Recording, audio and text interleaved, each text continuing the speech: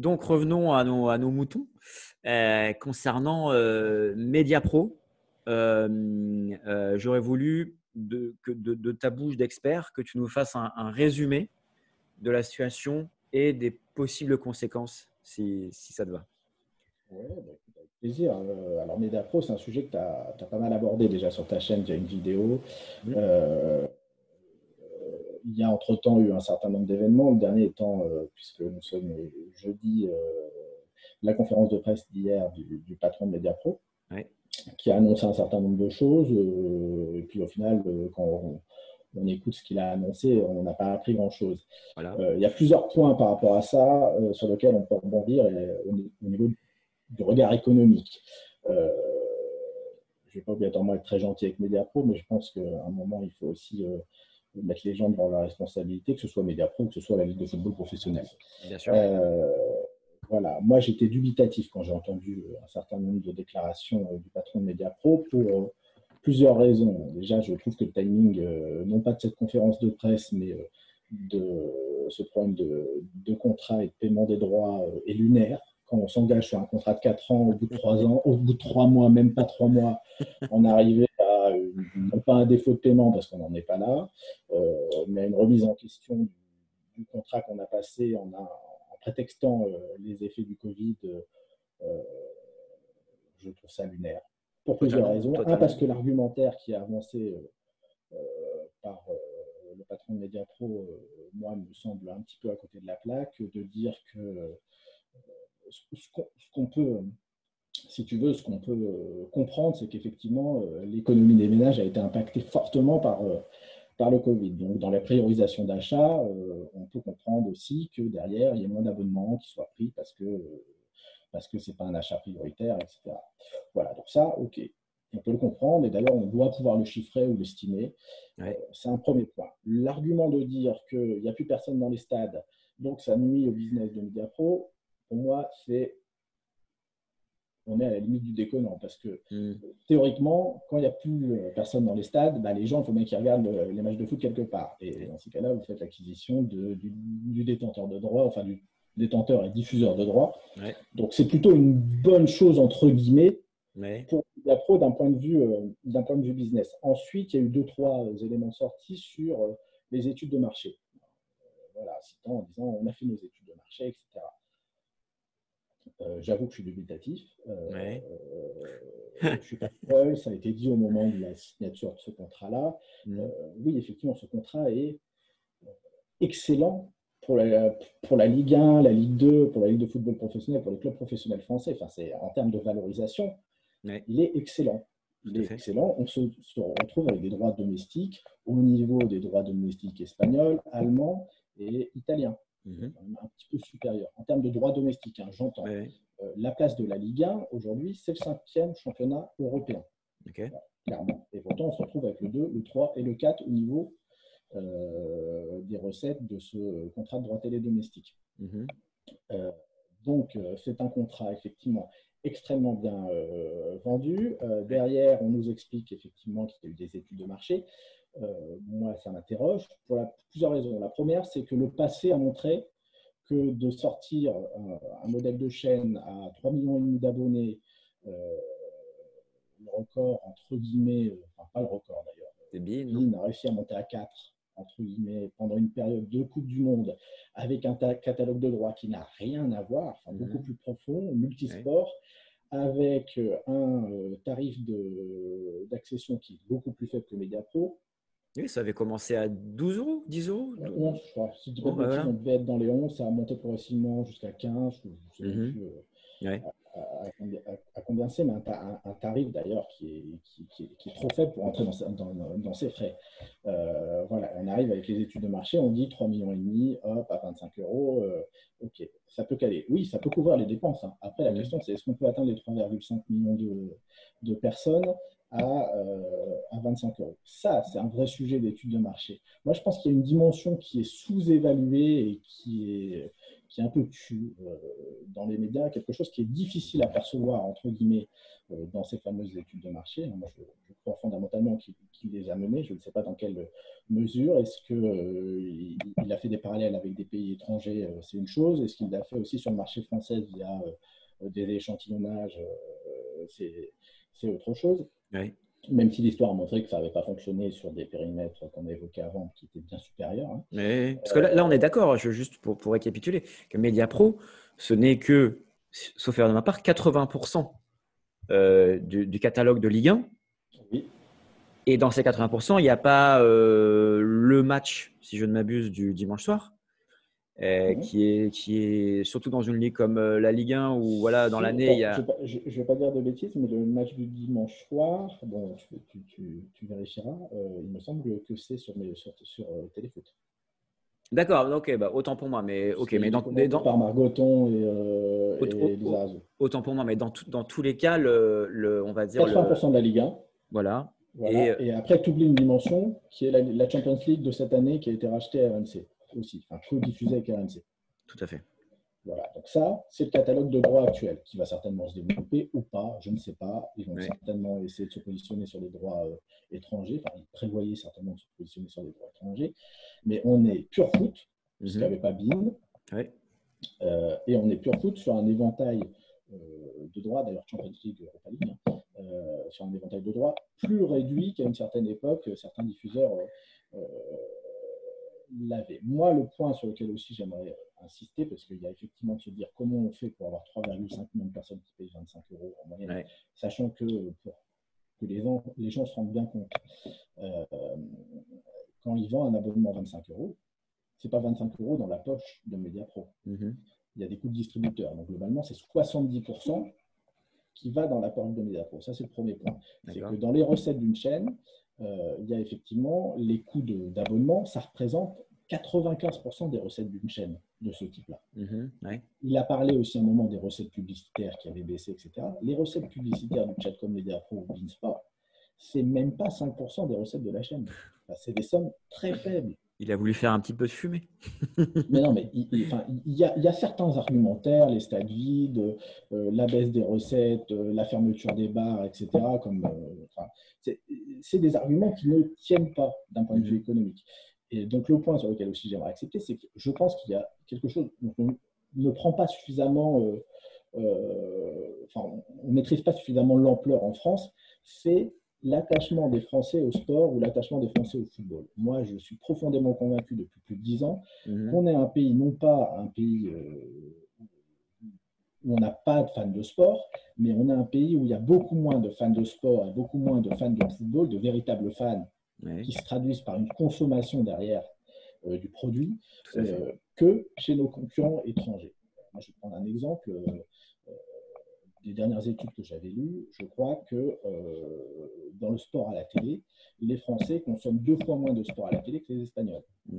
Mais c'est révélateur de plein de choses. Et pourquoi c'est important ça? Parce que derrière, tu as la mécanique d'achat pour mettre 25 € pour regarder ta Ligue 1. Et hier, nous, on a publié aussi quelque chose qui est assez intéressant, qui est une étude américaine, qui montre quel est l'attachement des publics d'un certain nombre de pays européens et aux États-Unis à différentes compétitions. Et ben, tu prends la Serie A, enfin, tu prends les Italiens, tu prends les Allemands, tu prends les Anglais. Il n'y a pas les Espagnols, mais c'est intégré, ça rejoint. La compétition numéro 1 des fans de sport, c'est leur championnat domestique. Tu prends les Français, c'est pas le numéro 1, c'est le numéro 3. Derrière les JO et derrière la Coupe du Monde de foot. Ah oui, il y a un attachement à la Coupe du Monde. Derrière des événements qui sont effectivement pas des événements annuels, mais toujours est-il que dans les autres pays, le foot est numéro 1. Et ce n'est pas le foot, n'importe quel foot, c'est leur championnat domestique. Moi, je pense que tu peux faire autant d'études de marché. La dimension qui doit être aussi intégrée dans ton étude de marché, c'est de savoir si ton public est un public de consommateurs de ce type de produit. Or, il y a tout ce que je viens d'évoquer et il y a l'histoire qui a montré que non, les Français ne sont peut-être pas prêts à mettre 25 € pour suivre 80% de la Ligue 1 et puis cette année, exceptionnellement, de la Coupe d'Europe. D'accord, donc c'est-à-dire que toi comme moi qui avons a priori le même parcours universitaire, l'une des premières choses qu'on apprend dans une étude de marché, ce sont les paramètres de cette étude de marché. Et là, c'est l'un des paramètres clés. Le paramètre numéro 1 ou paramètre numéro 2 que tu viens de nous soulever concernant l'attachement et le fait d'aller jusqu'à la consommation l'achat de matchs et on se rend compte que la France, ça ne me surprend pas, hein, mais n'est pas un pays attaché économiquement quelque part au football au point de l'acheter, pour le voir, j'entends. Donc, est-ce qu'on peut dire que c'est un château de cartes depuis le début? Et si oui, est-ce qu'on peut s'imaginer pourquoi? Comment est-ce que de telles carences de réflexion ont pu avoir lieu sur un tel projet? Est-ce qu'on s'est dit en 2018, chic, 1 milliard, on a vendu, tout le monde est content et on verra dans 2 ans. Et dans 2 ans, au bout de 5 journées de championnat, on aimerait décaler le premier paiement. Euh, je pense qu'effectivement, il y a eu, moi, je les crois quand ils disent qu'ils ont fait des études de marché, c'est une chose, mais je pense qu'il y avait des biais dans leur étude de marché, ça c'est autre chose.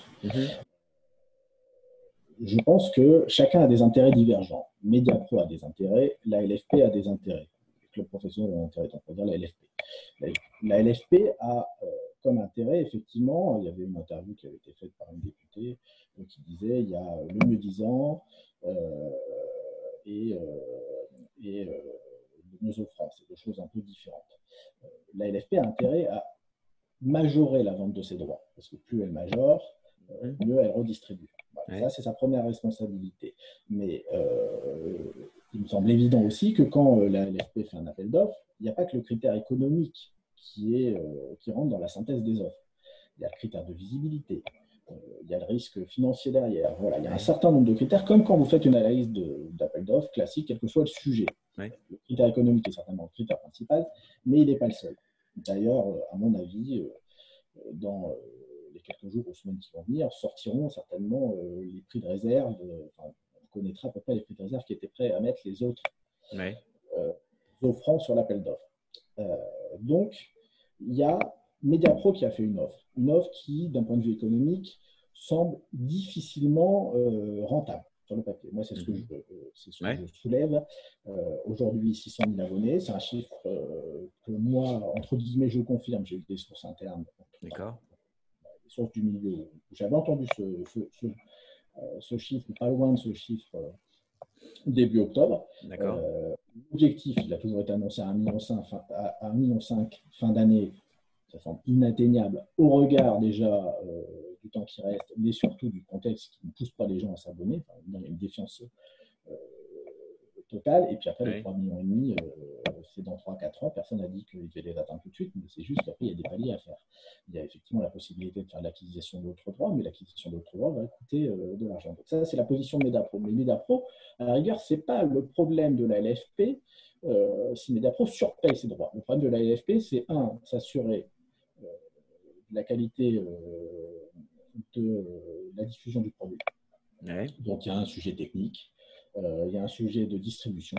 Clairement, on y accède facilement et la qualité de diffusion et la qualité de traitement du produit, elle doit être bonne. Alors, techniquement, et puis aussi dans tout l'entourage éditorial que vous pouvez faire. Ça, c'est un point fondamental. En tirer le maximum d'argent. Et puis, le dernier élément, c'est s'assurer que cet argent il soit récupérable. Voilà, donc chacun a ses responsabilités et je pense que là où la LFP peut se poser des questions, même si on ne maîtrise pas tous les tenants et les aboutissants de ces éléments-là, c'est sur la question de la caution solidaire et c'est sur la question de la garantie financière. J'allais venir. Voilà, c'est les deux dimensions qui sont assez fondamentales.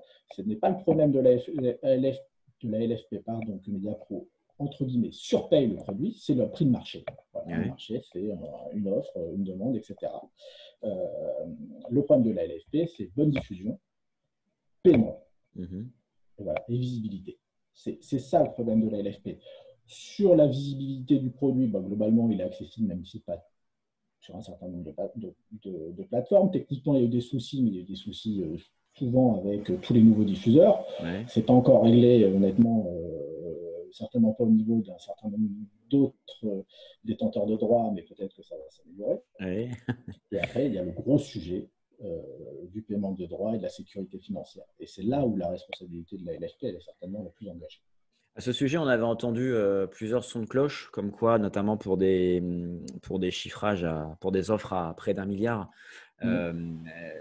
les us et coutumes bancaires sont qu'on on ne demande pas forcément à vérifier. Il n'y a pas de chèque de banque pour le vérifier.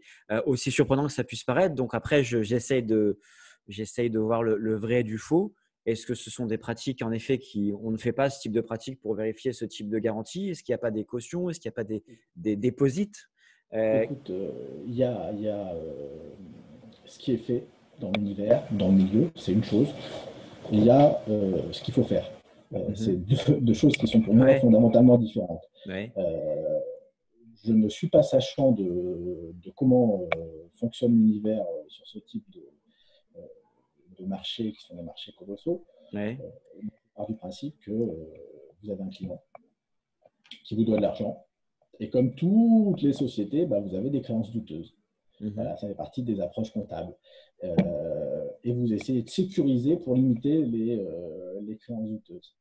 Et ce qu'avait fait la Serie A. Ce qui avait fait la Serie A dans une logique de demander des garanties financières qui ne lui semblaient pas suffisamment solides. Et la Serie A s'est rétractée. La Serie A a revendu ses droits, a perdu un peu d'argent, mais ne s'est pas engagée avec Mediapro. Ce qui pose d'ailleurs la question derrière de la suite, de l'avenir de Mediapro. Mais ça, c'est un autre sujet.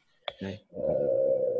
Voilà, donc moi, je veux bien entendre que ça ne se faisait pas dans le milieu, mais ce qui s'est passé avec Mediapro aurait pu se passer avant avec Bein. Hein.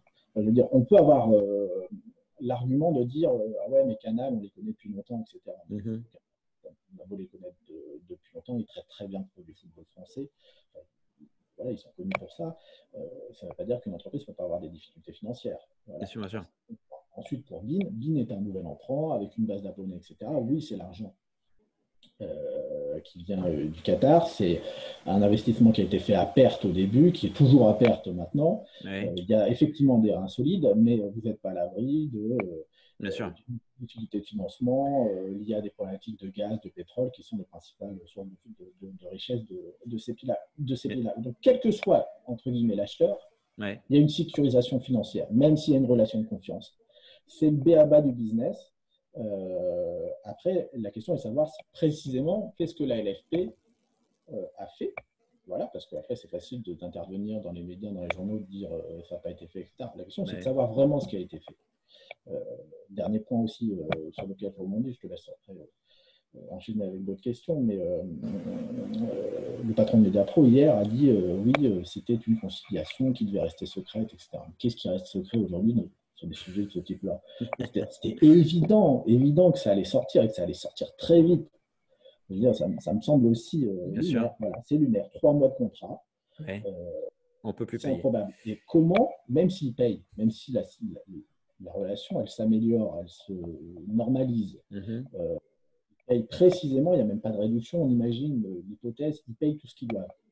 Donc vous avez un contrat de 4 ans, donc vous avez encore 3 ans et demi derrière. Oui, bien sûr.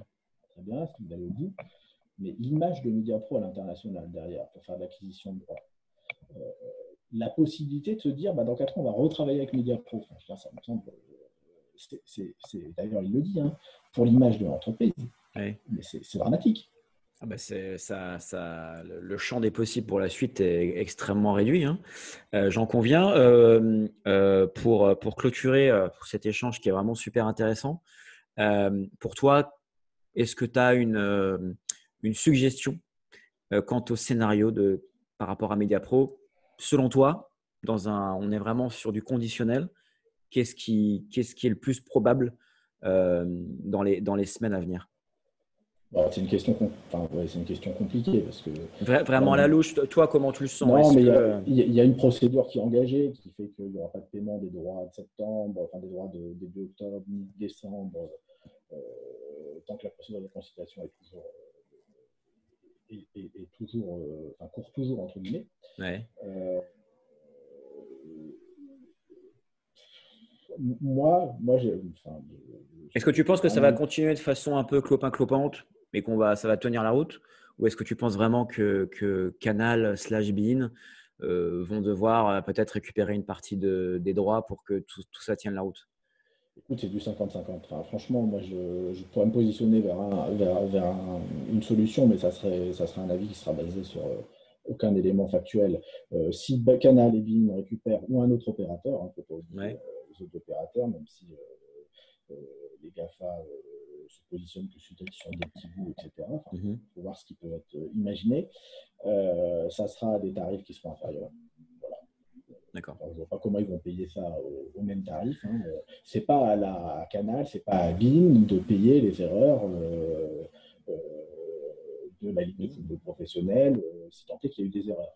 Voilà, Bien c'est sûr. pas eux, c'est pas leur responsabilité. Dans le sens inverse, quand ces sociétés-là ont des difficultés, quand Canal a perdu un certain nombre de droits, on n'a pas entendu Canal demander de l'aide. Voilà, ça c'est un premier point. Moi, ce qui me semble complexe, c'est que si demain il y a une renégociation des droits avec Mediapro et qu'il y a une baisse de la première année, peut-être de la première année de contrat, au regard du contexte du Covid, derrière, ça impacte directement les droits vendus Ouais. aux autres diffuseurs, parce que Mediapro n'a que 80% de la ligue. Hein, donc derrière, Free va demander, Canal va demander, et ça sera légitime. Donc ça impacte l'entièreté. Ouais. Ça peut être une solution. Ça peut être une solution. Ça peut être une solution sur une année, effectivement. On n'est pas au niveau de vente prévu. On baisse d'un pourcentage à déterminer pour l'ensemble des opérateurs. Et en année 2, parce qu'on n'a plus les effets du Covid, on reva sur un contrat qui est le contrat qui était prévu initialement. Donc année 1 dégraissée et 2, 3, 4 à un niveau qui est prévu. Voire rattrapage peut-être en année 4 sur l'année 1, Ouais. sur les parts de l'année 1. Ça peut être imaginé maintenant dans la relation de confiance et puis avec un partenaire avec lequel on travaille depuis 3 mois, c'est quand même assez compliqué, enfin 3 mois, on s'entend. Oui, oui, oui, 3 mois dans l'opérationnel. Ok, écoute, c'est très clair, très précis. Je pense que notre audience aura appris beaucoup de choses quant à la vraie structure des droits télé et comment ça se passe au niveau domestique et au niveau européen, et notamment voilà, ce chiffre de 70% dans les budgets des clubs. Merci pour tout ça. On va indiquer tous vos comptes sociaux dans la description de cette vidéo. Merci encore une fois. Et écoute, Merci pour l'invitation. écoute, je te dis à très vite. À très vite. Merci. Merci.